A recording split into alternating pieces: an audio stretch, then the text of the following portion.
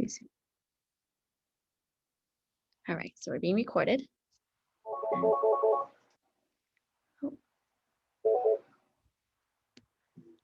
Okay, let's see. Welcome, everyone. We're just gonna give everyone a few minutes to hop on in. Hi, Julie. I think.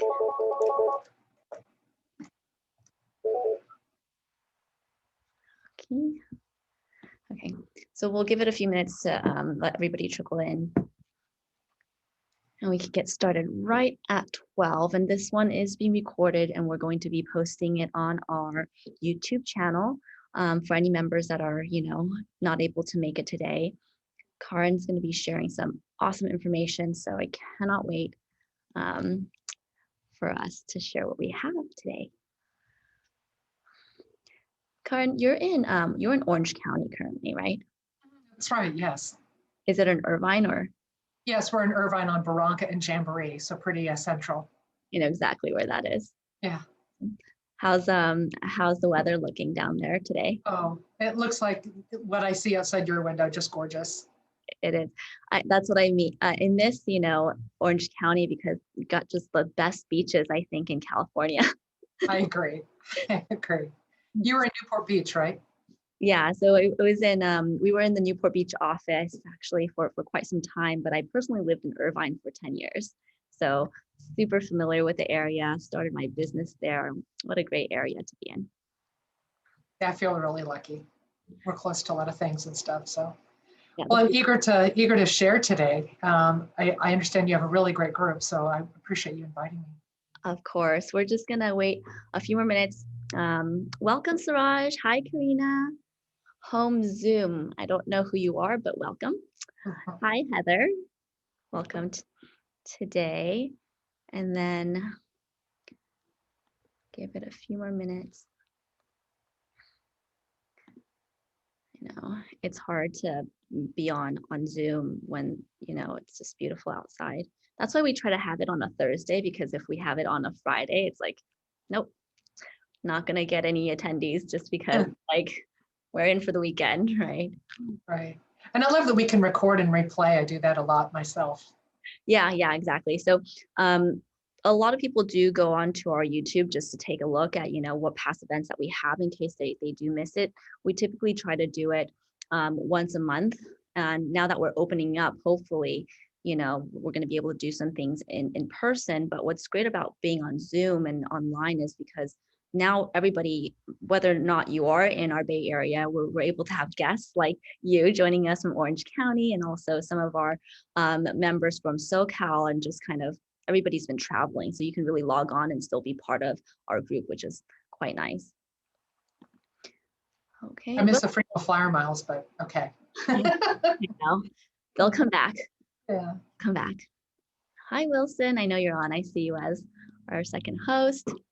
Okay. So we are at 12 and this is being recorded. So let's go over some, housekeeping items first, and feel free as I speak through the introduction portion to warm up our chat box. Tell us where you're logging in from today and also maybe how you've heard about us. With the housekeeping, I know everybody is very familiar with Zoom now, so I don't have to point out, where the chat box is and everything.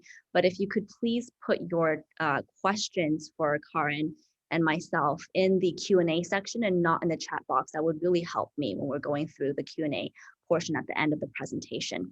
And so I'm going to also share in our chat box. Let's see if I can find it in my, there we are, in our social media. Perfect. Yeah, our social media. Oh, I think, sorry, it was a panelist. So let me just do attendees as well. All of our social media, Facebook, Instagram, and WeChat, we're actually most prominent on WeChat. A lot of our agents post all of our, off-market deals and everything, and that's all through our WeChat group. Facebook and Instagram is getting some heat, and we're going to definitely implement some cool events, including some live events later this year. So be sure to join our Facebook as well as our Instagram page. And we can go ahead and get started. So to briefly introduce us, we are the Chinese American Real Estate Association, and we are a nonprofit organization established to promote the social and economic well-being of our associates and further the professional image of Asian Americans who are engaged in the field of real estate. We warmly welcome you to join and become one of our members. And for details, please check out our website, which we have actually recently updated. Currently, membership is completely free, and take a look because we're really going to start implementing some in-person events towards the end of this year as we safely open up. So without further ado, let's go ahead and get started by welcoming one of the most knowledgeable professionals in the self-directed IRA space, Kaaren Hall, who will be speaking on the topic on how to invest in real estate through your self-directed IRA. Kaaren is the CEO and founder of uDirect IRA Services, and she has over 20 years of experience in property management, real estate, and mortgage loan servicing, and also opened her own firm in 2009 by providing self-directed IRA accounts and services to thousands. Kaaren has helped clients structure their IRA accounts and allowing them to keep all capital gains within the IRA structure for all real estate and other investment opportunities. So let's go ahead and warmly welcome Kaaren. Thanks, Michelle. I really appreciate it. And I will share my screen. And I just want to say that I'm very excited to hear everybody's questions. I think we're going to take them at the end, right? That's the plan. So, please do enter all your questions in the Q&A section, as Michelle was indicating. And in that way, we can go forward. So if you'll stop sharing yours, I will share mine. That's so fantastic. Let's see, here we go. And here we are. So here, let's start from the beginning. Your questions, that's what's going to make it interesting, not just for you, but for everybody else, because if you've got a question, other people are probably asking themselves the exact same thing. So as Michelle was saying, my name is Kaaren. My company is uDirect IRA Services, and we help you self-direct IRAs, but we do a lot more than that, so I'll explain that. What we don't do is give tax and legal advice, but we do get awfully close sometimes. So we always recommend that you've got a good legal counsel, you've got a competent tax advisor to discuss the finer points with how do you deduct things and how do taxes work. Those people will answer those questions, but I'll cover as much as I can. Self-directed IRAs, it's all about saving for retirement. One of the misconceptions sometimes about self-directed IRAs is maybe some of the capital earned from the investments can be used today. It's all for later, but we're going to need it later, I promise. There's a deficit between what we have and what we need to retire as a country. And so the self-directed IRA can help you and your clients get there by not just investing in the stock market, but investing in the asset classes that you understand, real estate, also performing and non-performing debts. Your IRA can be the bank and loan money. You can invest even in precious metals, raw land, so many different things. So if you or someone has saved $100,000 in their retirement account and they think, oh, this is great, I'm set, ready to go. Well, you've got to rethink that, because if you are going to retire, say at 59 and a half, and you're going to live until you're 86 and a half, average retirement length, right? Assuming no gain or loss in that $100,000, you will have less than $400 a month to live on. That is not enough. And so what you need to do is continue to save, continue to contribute to your retirement accounts. And what I'm going to help you learn today is how to invest outside of the stock market, real estate and other assets. If you are, as a realtor, what you're doing is you're helping your clients to acquire property. Well, guess what? Retirement accounts represent a $35 trillion pool of cash that can be used for the purposes of purchasing non-owner occupied, strictly investment property. The account holder, the ultimate IRA holder, cannot have any personal use of the asset, but you can help your clients build their retirement accounts through the use of real estate. $35 trillion. I mean, this is a lot of money that can go to this purpose. Now, if you haven't heard about self-directed IRAs or 401ks or HSAs yet, you're not alone. There are still plenty of CPAs and attorneys who have not heard of it either. But actually, it's kind of funny. All this came about when IRAs came about initially, the ERISA Act, Employment Retirement Income Security Act of 1975, right? So really, I mean, face it, longer than a lot of people who listening right now have been even alive. So you've been able to self-direct this whole time. Ever since there was an IRA, you could self-direct it. But what happened is the brokerage houses got involved, and it made it seem like the only choice you had was stocks, bonds, and mutual funds, but it's never been that way, never, even from the very beginning. So what's the difference between a typical IRA and a self-directed IRA? Really, I mean, it's the same frame if you think about it. They're both, an IRA is a bucket that holds assets. So what makes it self-directed is the kind of assets that account can hold. So again, not just stocks, bonds, mutual funds, CDs, that sort of thing. Now, it's all these different kinds of assets that you see on your screen. Your IRA can lend money. You can invest in crowdfunding and private equity, all kinds of deals, many, many different kinds of what's called alternative assets. Now, when you go to invest this retirement money, they're precious dollars. And the reason they're precious is because it's really difficult to save because you've got contribution caps. You can't just dump 100 grand in a retirement account. You can only put in incrementally so much per year. There's no cap on how much an asset can grow in value though. So just be real careful when you invest with retirement dollars. Make sure, of course, with all investing that you do your due diligence because there is always risk in investing. When an IRA loses money from a bad deal, it's not a write-off and you can't replace the amount that you lost because of those contribution caps. So just take a special note of caution using retirement money for that reason. So the limits. In 1975, when IRAs came out, the IRS just said, hey, you can use this tool to invest in really anything except life insurance contracts and collectibles. I mean, that is a wide playing field, right? So no fine wine collection, no, collectible cars. Your IRA can invest in precious metals, but not in collectible coins, and we'll get into that in a minute. So those are really the only limits. Now, each custodian will have its own limits on what they're going to make a business decision on what they will and won't custody. So there could be those limits as well, but they're not enforced by the IRS. So if you or if your client, your buyer, wants to invest using a self-directed IRA, self-directed 401k, et cetera, and they presently are working for a company that offers a retirement account like a 401k, they're not going to be able to use those funds now. They're going to have to wait until you leave the service of the company. But what you can do, or what your client can do, is go to the employer and say, hey, I would like to know if I have an option for an in-service transfer. I'm in service, I'm working here, but can I still transfer out some of the money? So the plan administrator can tell you that. You may be able to use the money if it's a 401k and you have an in-service transfer. Otherwise, you won't be able to use that money till you do leave your employer.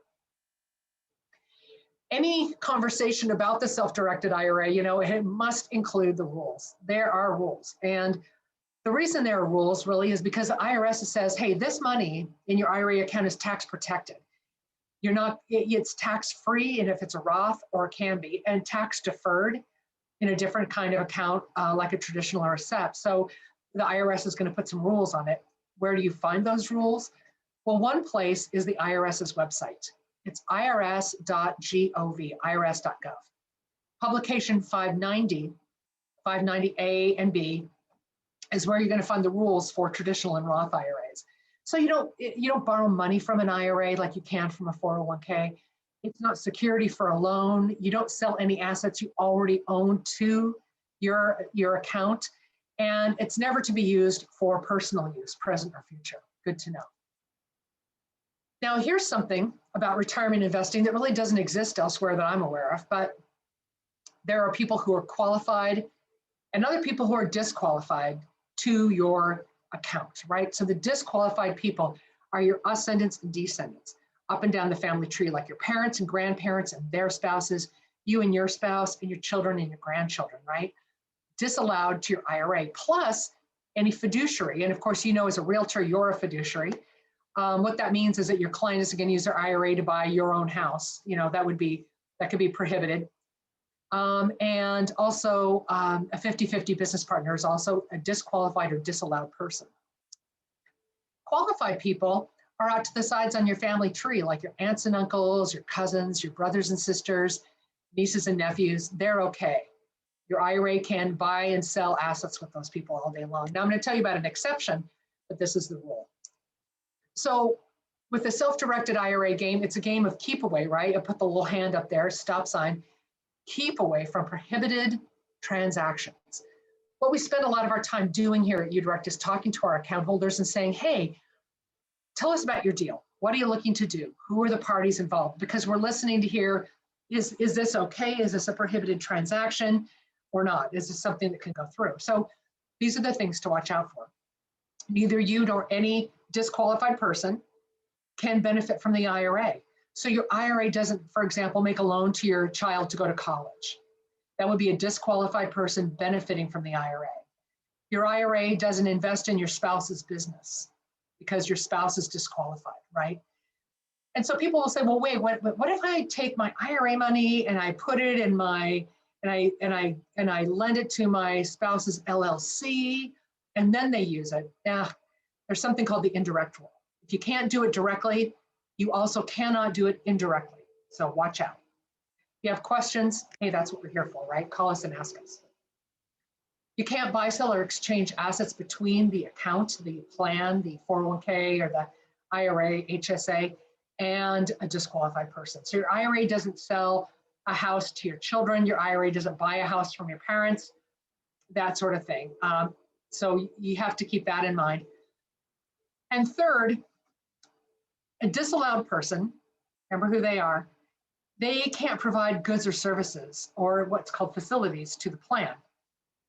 If you want to read all these prohibited transactions, they're written down not on the IRS's website. Well, they are, but it's in the Internal Revenue Code, the IRC, Internal Revenue Code.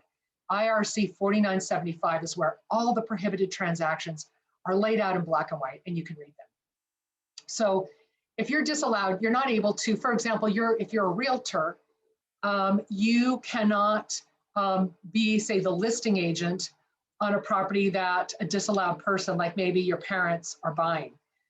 You can't take a commission, and you can't even provide the service for free.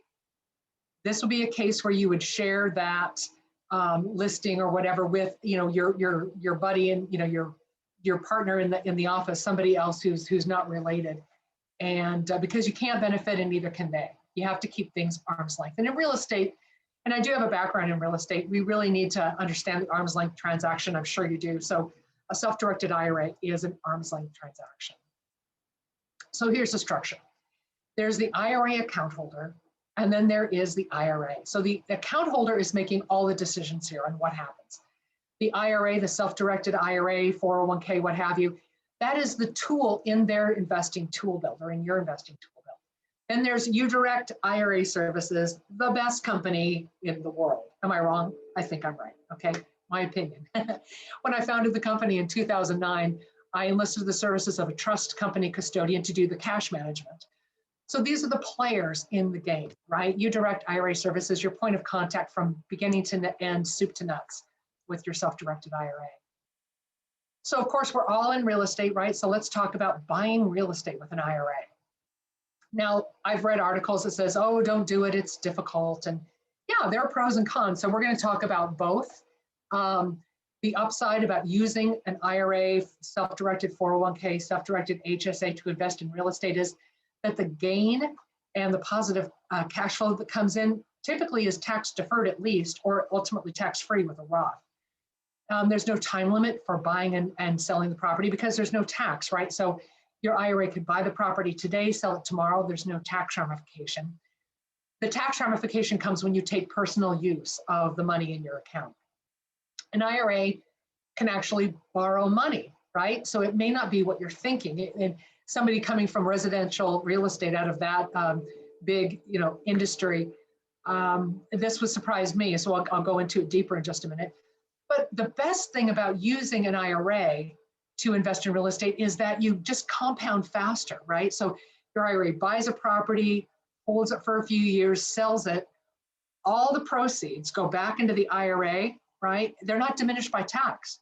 So that entire amount can go back into the next deal, undiminished. So you can compound faster. And that is the win with a self-directed IRA. Now the downside, because got to be fair here, pros and cons, is you don't get the same tax advantages you do when you personally buy real estate outside the IRA. So you don't get to, deduct, depreciation, or you're not taking deductions typically. You're not, no deduction for capital losses or anything. And of course, it is self-directed. We do not sell or recommend any assets or investments at all. So you're responsible for any gains or losses in the account or any fluctuations that happen with the asset itself. Also, it's difficult to replace losses. Or say, for example, your IRA bought a house and it needs a brand new roof. Well, you can't dip into your own pocket to replace that roof. 100% of that expense must be paid for by your IRA, right? Or at least its pro rata share has to pay for that expense. So I did mention an IRA can borrow money, but wow, it is not a bank loan. So it is, but it isn't. So let's talk about it. It's kind of a commercial loan. Those of you in commercial real estate may be more familiar with this. It's not like a Freddie, Fannie, FHA, VA, conventional conforming loan. It's not that. It is a non-recourse loan. The loan is not made to the person. The loan is made to the IRA account directly, all right? So right there kind of blows your mind if, it blew my mind in residential initially. So it's not about the investor's FICO score or how long they've worked at the job. It's really about the property, mostly about its cash flow, but also its location and condition, that sort of thing. But I do have a list of non-recourse lenders. If you'd like it, I'd be happy to share that list with you so you could talk to them about obtaining a non-recourse loan for an IRA.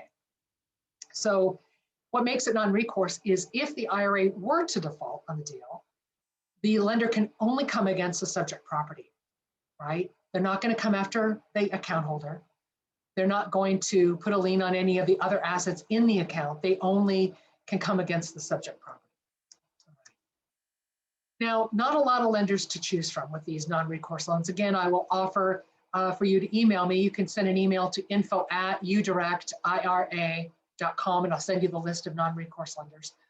These non-recourse lenders typically do want more skin in the game. They want you to put a larger down payment down, so more comes from the IRA than a normal loan would.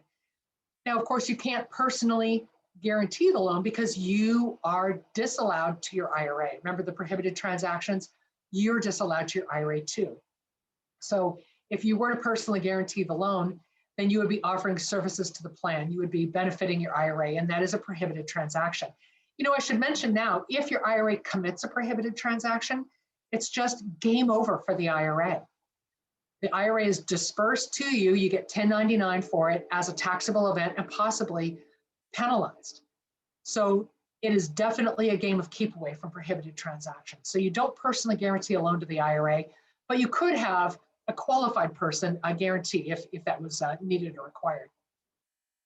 Now, here's something that might surprise you, being in real estate, is that when your IRA borrows money, it leads to a tax. Wait a minute. Again, because these IRAs are tax-free or tax-deferred, right? That's what you just said, Kaaren. But wait a minute, there's an exception. It's called UDFI, Unrelated Debt Financed Income Tax. So if it is, so say for example, you buy a house, a property for $100,000. Of course, you're not buying it in California, you're buying it somewhere else. But your IRA puts in $70,000 and takes out a $30,000 non-recourse loan. Well, then 30% of the income is received because of debt. And it's that 30% that's taxable, this UDFI tax. And this is what you want to discuss with your tax advisor. There's kind of a twin tax or a cousin tax to UDFI. It's called UBIT, Unrelated Business Income Tax. That's a little different. It happens when an IRA invests in an active business. All right, so check out these kinds of taxes by going to the IRS's website, irs.gov, look up publication 598, and you can read all about it. And before you get involved and do this, discuss this with your tax professional. If they don't understand UBIT or UDFI, you might want to seek out the advice of a tax professional who's more familiar with these sorts of things and more familiar with real estate investing. So by the way, these two taxes are reported on a form like you and I, we do our taxes and we file a 1040, right? The IRA files a 990T. So you'd have your tax advisor file that 990T. Your IRA would pay any tax if any was due. Doesn't mean it will be, but it could. And so that's how it works. And so again, irs.gov publication 598 for more information. So how do you get a house into a retirement account? You know, how do you even do that? Well, first, gosh, either you or your client must first open an account, because we get that call, oh, I found this property, I'm so excited, I want my IRA to buy it, but oops, you don't even have an IRA account. You haven't opened a self-directed IRA yet. So you want to get it opened. It takes a day at the most. But most importantly, you want that account funded. So moving the money over from a 401k or another IRA or even a contribution takes a little bit of time. I mean, as much as 2 weeks to get the money in the account. So you want that IRA open and funded before you're out there making offers, right? Because you're not going to have earnest money. You're not going to have a source of earnest money. Understand that the IRA has to pay the expenses of IRA assets. So you're not going to be, you can pay the account fees personally out of pocket, but not any fees associated with the asset. So get an account, get it open and funded. Awesome. Find that property. The IRA is the buyer, not you personally, the IRA. We will hold your hand through this whole process and walk you through it. So you give us a direction of investment letter, and then we submit it, we review it, and if there's no issue, we fund, and then we fund the deal, it gets recorded, and then your tenants move in and they start making their checks payable to your IRA account, right? They never make their check payable to you. That would be a prohibited transaction. That would be taking constructive use of your IRA funds. That is not playing by the rules. So the rent must be paid to the IRA so that you still have that tax protected status, right? So that's what you do. Now, this is a time to mention that it's a good idea a lot of times, and kind of the IRA's best friend in this case, is to have a property manager. The tenants don't need to know your IRA owns the property. They can just make a check payable to the property manager, and the property manager can handle the funds and keep a little slush fund for repairs. And we can go into that. If you'd like to have a one-on-one, we can go into that a little deeper. But here's an example of an exception. I promised to talk to you about an exception. Found a father and a son right there. For the sake of explanation, father and son buy a house. So dad's got some cash and the son has an IRA. They're going to invest. So they're going to vest it as tenants in common. Dad, 50% owner, son's IRA, 50% owner, tenants in common. But wait a minute, aren't they disqualified? Yes, they are. But the loophole is that as long as before the deal even started, they had no ownership interest in the deal, it's because it's a new deal that it's okay for them to invest concurrently. They get recorded on title at the same time.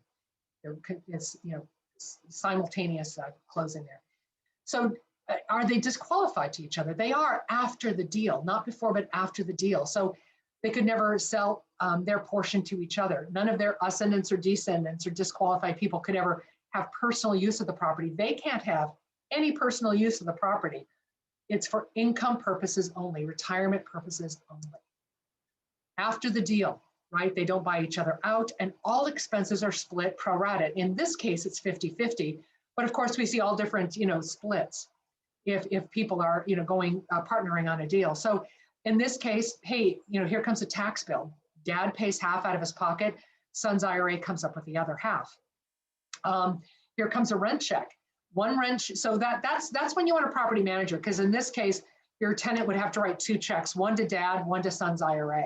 It's hard enough to get them to write 1 check, am I right? So you want them to write maybe just 1 to the property manager. But either way, that's how it goes. So each entity must receive its share of the proceeds. Now, I did mention a couple times, because it's so important, that the expenses of IRA-owned assets have to be paid for by the IRA.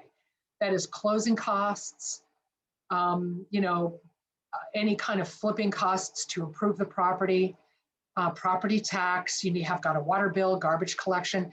Those have to be paid for by the IRA in the IRA's pro rata share, right?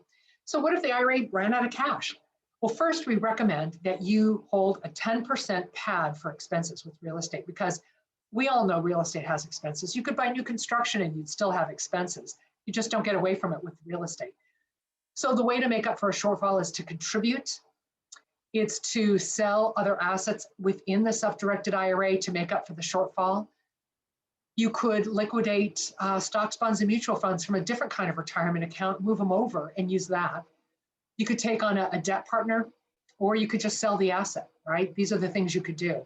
If you run into this situation, again, you may not remember, but it's a great time to call us, and ask us.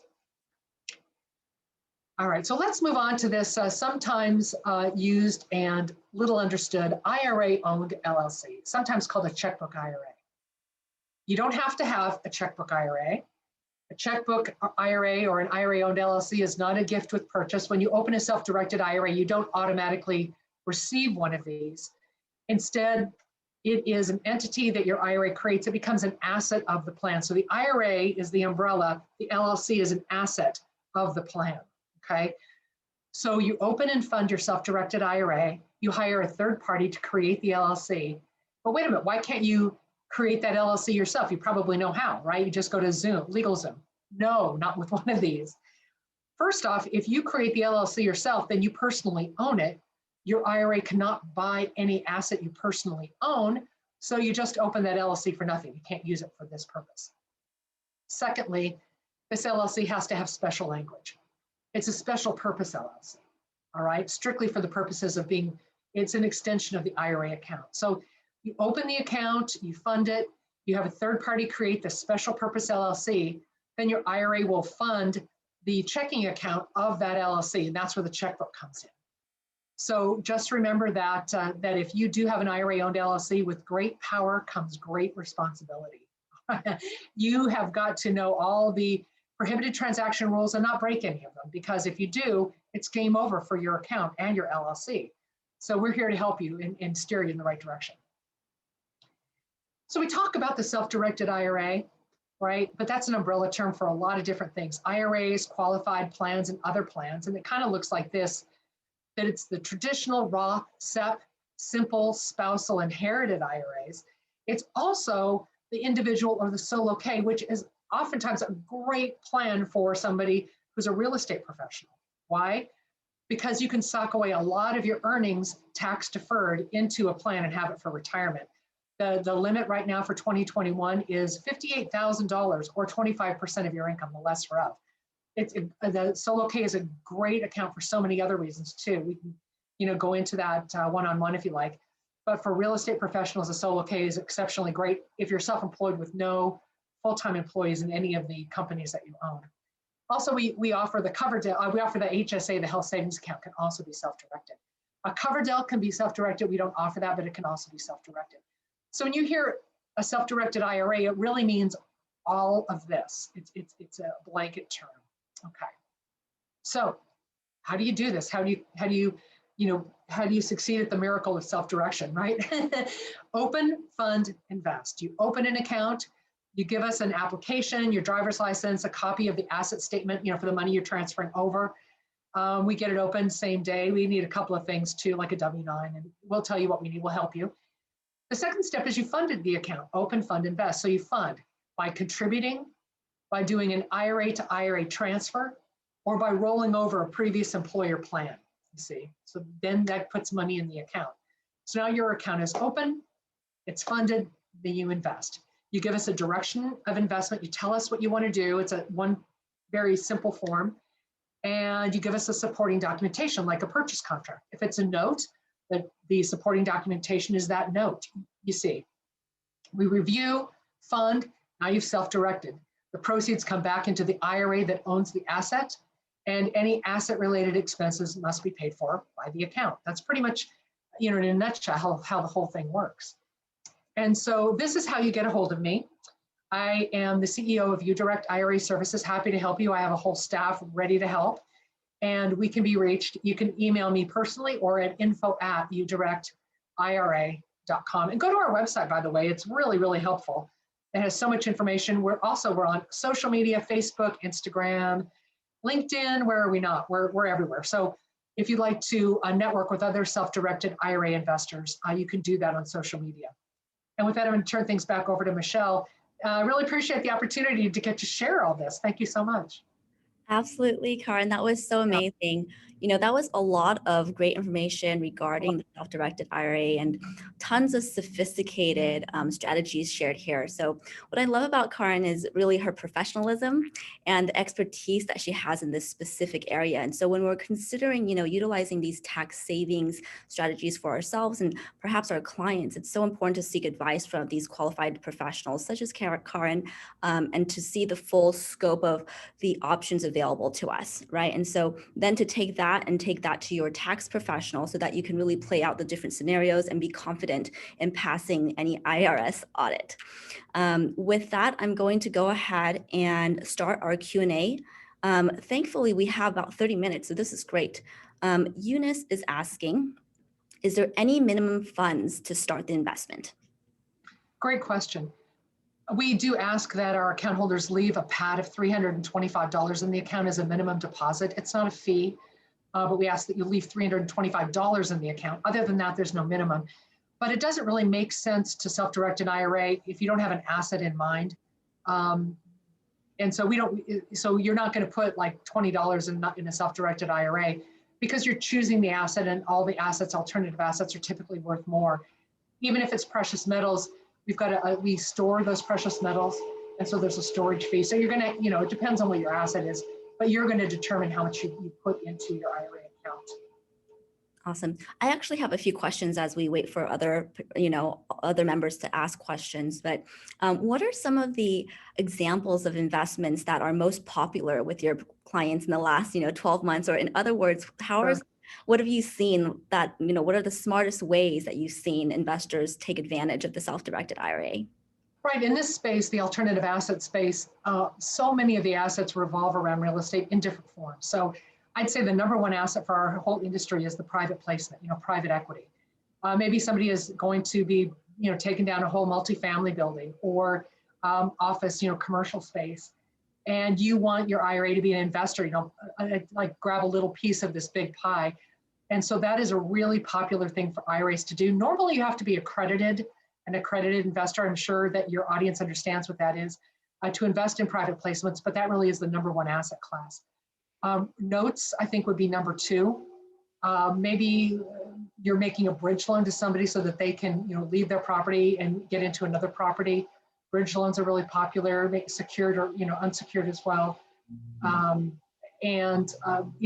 Performing and non-performing debt is another popular asset class. So maybe somebody has, or maybe a bank is holding a bunch of notes and they need a liquidity event, so they're willing to sell those notes pennies on the dollar and get all that cash in because they need the liquidity, and then you can collect more, up to the note value, and so you've got the opportunity to make some profit there. So all of those are different kinds of assets. And when the dollar is weak, people love precious metals. Silver and gold has had a real run lately, and those are also asset classes that your self-directed IRA can hold. Now, mind you, it's not gold at home. You don't have personal use of it. You don't keep it at your house, but you can have your self-directed IRA have physical metal. Right. Let's actually go back to your previous example of the son and the father who went in as a tenants in common type of investment. And so once that gets set up, I know a lot of our, realtor family and membership family are a little bit concerned, especially on the investment side, with the 1031 exchange being on the chopping block, right? Yeah. So as we do some long-term planning, how are they able to take advantage of something like that when you do go ahead and invest alongside your children in that structure for once the sale is done? Is that a good vehicle to consider outside of the 1031 exchange? I'll answer it in the way that I know, because I had a long talk with my tax advisor and my legal advisor about generational wealth myself. This new tax plan doesn't look to be super in favor of it, does it? What are we doing? Okay, but that aside, if a father and a son invest in real estate together, and the dad in this case invested with cash, that would be part of his estate. And if, then it goes on to the legalities of whether or not he's got a trust or if it's probate. So that's really not going to help you. But if it's dad's IRA and son's IRA investing together, dad passes, the son receives like if your parents pass away and you're a beneficiary on their IRA, it doesn't go through probate, right? An IRA is like a trust. And so what happens is you get an inherited IRA. So that is one way to pass it from generation to generation. Now, one thing, there used to be like an IRA, a generational trust for IRAs, where you could pass it on to unborn generations, and that was eliminated in the Secure Act 1.0. But again, any parents can pass on wealth through their retirement account, untaxed. But then, of course, they have to face the RMDs. It's a complicated answer, but just to say about passing on generational wealth, you can do that by making your heirs, your children, your beneficiaries of your retirement accounts. Thank you for that, Kaaren. Okay, so Victor is asking now, probably a tangent to that question is, I have a rental property under my name and another property under my self-directed 401k account now. Can I do a 1031 exchange to sell my regular rental and buy the one under the 401k to be under my name? No. Okay, next question. No. Well, here's the thing. So you want to talk to a 1031 professional, A, that's what you want to do. Number two, you don't mix anything personal with your IRA. Most of the time, the 1031 world and the IRA world don't collide. So I want you to discuss that with a 1031 professional. I'm just going to leave it at that. Okay, is that still part of the arm's length, would you say? Because it is, because it can be. 1031s are not typically for IRA owned properties, because IRAs offer tax deferral, right? And so if you have a property in an IRA, you don't need to 1031 exchange it. You're already not paying tax on the sale. That gain is deferred until you pull the money out already in an IRA.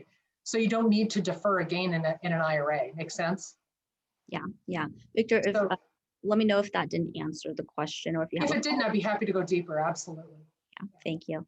Okay, so I actually, as you were presenting, I have a few questions that I put on the side here. And so, is there any limit as to how many self-directed IRAs you can set up? Wow, I love this question. No, you can have 1 million of them, no limit, but you have a limit on how much you can contribute. So say, for example, you have a traditional and a Roth IRA, because this goes for both of them. Your contribution limit for both accounts combined, okay, is $6,000 if you're under 50, $7,000 if you're 50 plus. That's how it is today. Now, if we pass the Secure Act 2.0, there are going to be a lot of changes, like 50 changes to the retirement industry, but that's how it is today. So, so there you go. That's the answer. Okay, so just because of the limitations, if you don't already have a 401k or a different type of investment vehicle to transfer into the self-directed vehicle, that means you probably should start now to start accumulating the funds that you would need for a larger project that would say need 100,000, 200, $500,000. Absolutely. And I recommend that what I like to do is when I listen to an event, when I take my time to listen and really learn something, is I want to take action right away, right? Isn't that so Tony Robbins? But we've got to take massive action to be prepared for retirement. So if you want to take some action, here's something not too painful to do. Write a check and if you don't have a plan, start a plan. If you have any kind of IRA, 401k, whatever, contribute to it today. That is your takeaway, your action plan, because you really need to save for retirement. I want you to have a really fantastic, financially comfortable retirement where you're not worried. So do that favor, take that action today. Thank you, Kaaren. Okay, we do have 2 questions coming in, or 3.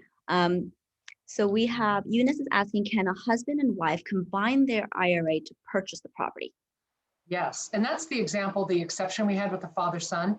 Your husband and wife are disallowed to each other, right? So, but if there's a property and neither one of you have a personal ownership interest in it to begin with, and you close concurrently, your names are on title at the same time, yes, you can do that. But you could never stay in the property or have personal use of it. You can't use it as a guest house when your family comes into town. Your disallowed people cannot use that property. But yes, you can invest in it, and you can never sell it to each other. But that is absolutely an asset that you like a couple can do together with their IRAs. Okay, this question is going to have you treading in some hot water here, but I have to be a devil's advocate. Let's go. How would they know that that you have your family using it for the summer? Well, fortunately, the IRS doesn't have a webcam on your house yet. I might not put an Alexa thing in my house. I don't know. Sure. They don't know. They don't know. But I mean, the way that it happens is, I mean, the way it's happened in the past is some neighbor who doesn't like the way you put your trash cans out tells on you, or in a divorce situation where the spouse will tell on the other spouse. You know what I mean? And Yeah. we're dealing with people here. It's people. That's how they find out. Or you get audited and it's like, wait a minute, I'm looking at this paper trail.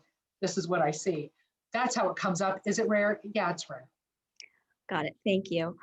Just to rewrap Eunice's question. So when we have the husband and wife concurrently close on the property, it would be their separate IRA accounts, right? In a tenant and common structure. Yes, there's no such thing as a joint retirement account. There's no JRA. It's all IRA individual to that person. So right, it's not husband and wife. Perfect. Shirley is asking if I have multiple IRA accounts like Roth, regular, husband and wife, 4 accounts, can we combine them to buy a property? Yes, you can. Yes, but you can. I mean, for the sake of simplicity, I would consolidate those into the fewest number of accounts possible, because each account is going to have to get a check. If there is a renter, that's when you want a property manager, because each different account is going to receive its pro rata share, and each different account is going to have to pay its pro rata share. So you're going to have administration situations. But yes, you can combine them. I'm just giving you. I should be more encouraging. I'm always trying to tell you the rules, what you can't do. I know, but I don't want you to come back and, why didn't you tell me this? Why didn't you tell me this? I mean, this is such a powerful tool. It can do so much to boost your retirement account. I'm just conservative and cautious, and I'm telling you a lot of the don't do's, but what it can do is really significant to boost your retirement savings. I love that, by the way. I much rather know beforehand than find out later, right? So I appreciate that, certainly. Victor is asking, he has another question. How do you decide RMD based on the market value of the account? Right. So RMD is one of my favorite topics because it's a moving target. Of course, we just had the RMD 8. RMD stands for Required Minimum Distribution. So when you have a type of an account like a traditional or SEPA pre-tax account, when you reach a certain age, you have to take a distribution from that account. It's taxable. The RMD age had been 70 and a half, but through the Secure Act 1.0, it was moved to 72. Secure Act 2.0, which has not been passed yet, is looking to raise that age to 75. That would be great for a lot of people, because maybe you don't need the money, but you still have to take it. It's required. Right now, if you don't take a required minimum distribution, the penalty for not taking it is 50% of what that would have been otherwise. So you definitely want to take your RMD. So what was the question again? I got lost on a tangent. Oh, is it based upon the market value of the account? It is. Okay. Yeah, it is. And so here's what it is. All your retirement accounts that are subject to your RMD withdrawal, you add them all together. And then on the IRS's website, they have a table, and you multiply, you find your age and and all this, you go on the chart, and you multiply the dollar amount, the value, the market value of all your accounts by a factor. And that tells you what your RMD is. And you can get your tax professional to help you with that. And then you need to take it out of not each account individually, but out of at least one of your accounts, that total must be removed. You don't have to dip into every single account individually. You can just take it out of one as long as it comes out.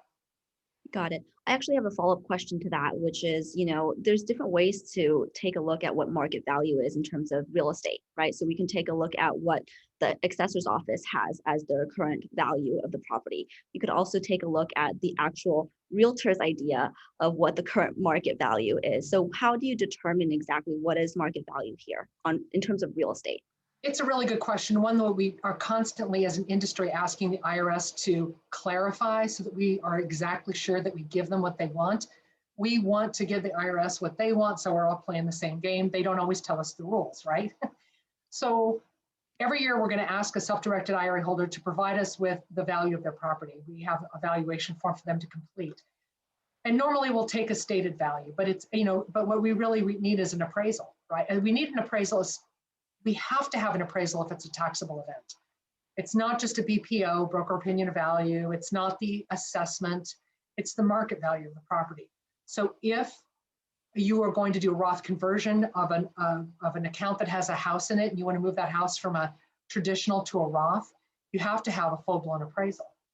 If you want to, say, for example, withdraw that house from your IRA and take personal possession of it, you must get a full-blown appraisal, a 3-comp appraisal so that there is a third-party valuation of that property to withdraw that property and have personal use of it. And Victor might know this already, but just for me, I'm unfamiliar.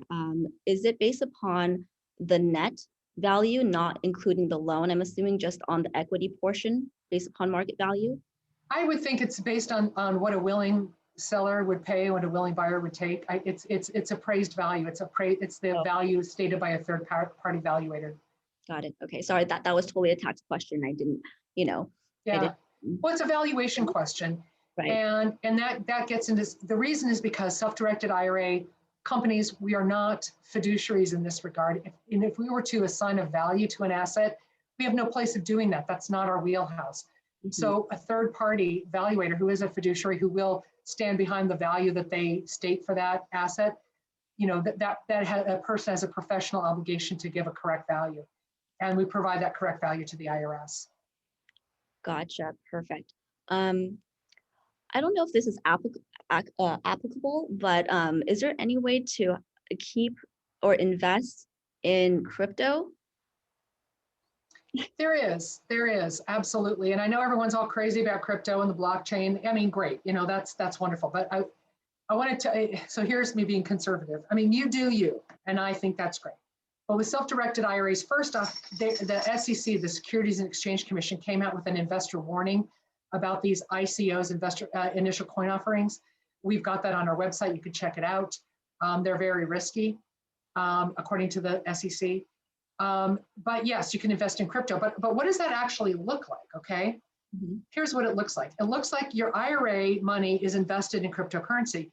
Well, they have a device like this, right? And they're punching in your 10-digit code into this in the wallet. What if there's an error? If you're investing in your hard-earned retirement dollars in crypto, what if they have an error? Do they have errors in emissions insurance? Like, how to do your due diligence on crypto? Typically, what you would do is to obtain an IRA-owned LLC, and assuming that the wallet would accept an LLC as an investor, then that IRA-owned LLC would be the investor. So the IRA owns the LLC owns the asset. Gotcha.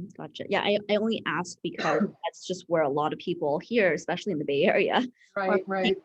Their gains right now, and they're trying to find out ways where they can sell and trade and capture that kind of market without having to face the huge capital gains and continue to reinvest in maybe safer assets, right? To be able to take that IRA after they rolled it over to and did some sales and trades on the Bitcoin or cryptocurrency arena, and then take that and invest in real estate, which is much more stabilized, and being able to do that all tax without a gains event.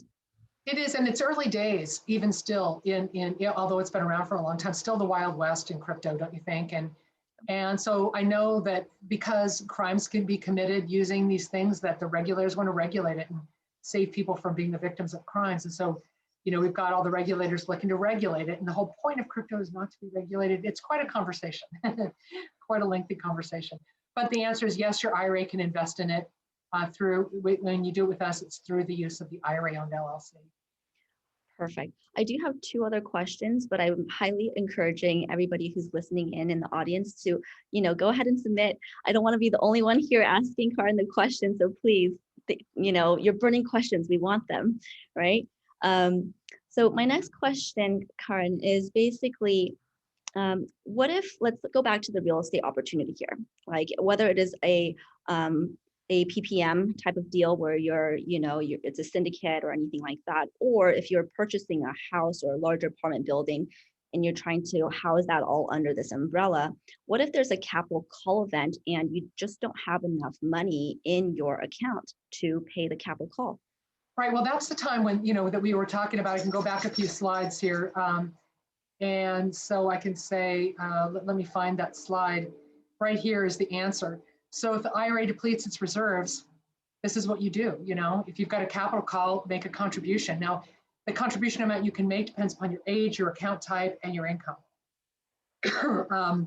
liquidate, all other assets as I was explaining.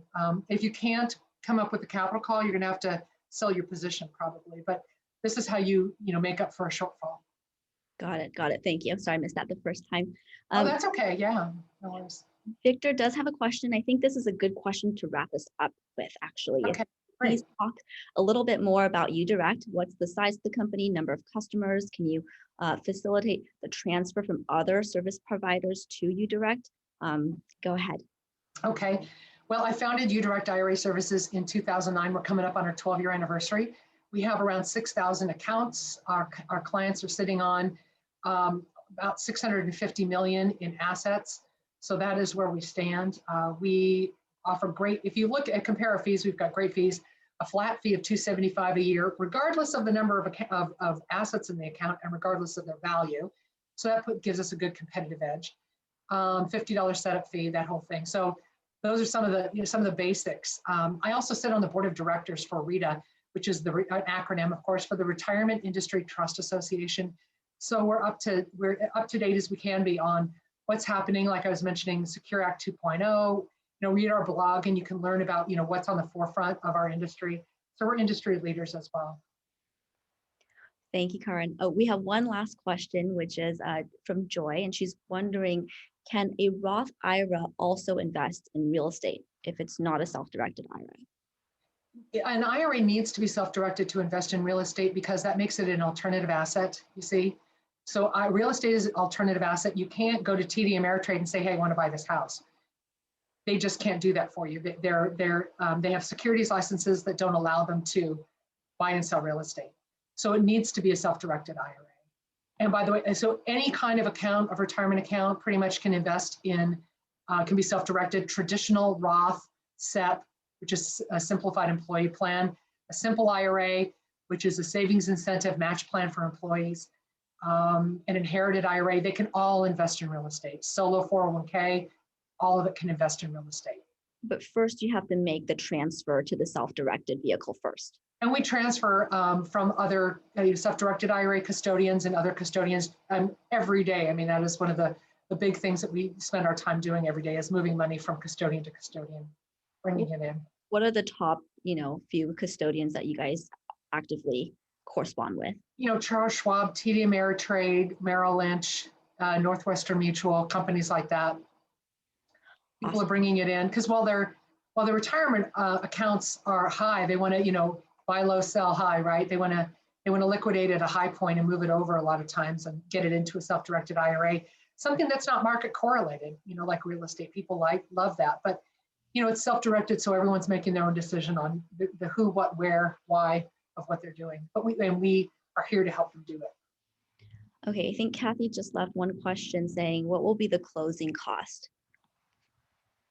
Well, we don't have closing costs because we're not a mortgage company, right? So we're not a loan company with closing costs. But again, our fees are a $50 setup fee to open the account, an annual fee of $275 per year, again, regardless of the number of assets and their value. And we ask that you leave a $325 pad in the account. A full fee schedule is available on our website. You can go to that udirectira.com, like if you need a cashier's check, or maybe your tenant bounces a check, or you need something FedExed or something like that. There are other fees for things like that. Extraordinary services like going into the records and researching something that happened 10 years ago.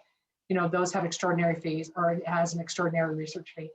So look at our fee schedule, but that's basically what we charge. It's not very much, especially compared to our competitors and compared to the overall asset that you're investing in.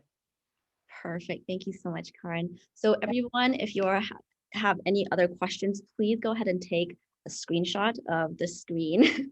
And so that way you have Karen's information and you can reach her directly. And I just wanted to close with a special thank you, Kaaren, for sharing so much wonderful information and super valuable for especially our industry. So thank you everyone for participating and have a great rest of your week and stay safe. See you guys next time. Bye-bye. Bye.